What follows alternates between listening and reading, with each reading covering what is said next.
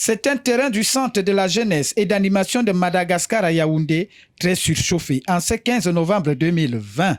Deux affiches alléchantes du handball camerounais sont à l'origine de cet engouement du public. Tonnerre Kalara Club, Forces armées et police en dames, Fondation André Zico, Forces armées et police en messieurs.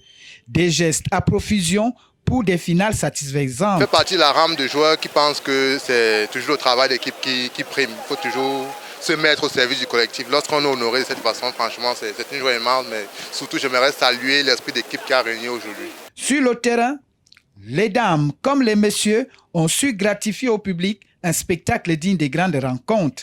Les filles d'Albert Roger Mila l'emportent 29 buts à 21 devant FAP chez les dames, ce qui a d'ailleurs poussé les bidas de FAP messieurs à se venger dans leur opposition contre France sur le score de 28 à 22. Des résultats certes avantageux pour les vainqueurs, mais qui ont été obtenus qu'à l'usure. Seulement 2 jours que nous avons repris l'entraînement, les enfants jouent avec beaucoup de charge que nous en avons mis ces 2 jours.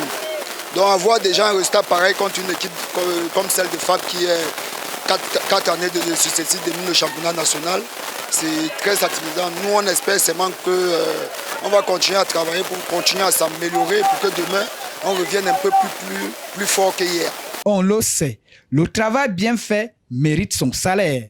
Les vainqueurs et les vaincus, ainsi que les meilleurs athlètes, ont été récompensés à leur juste valeur.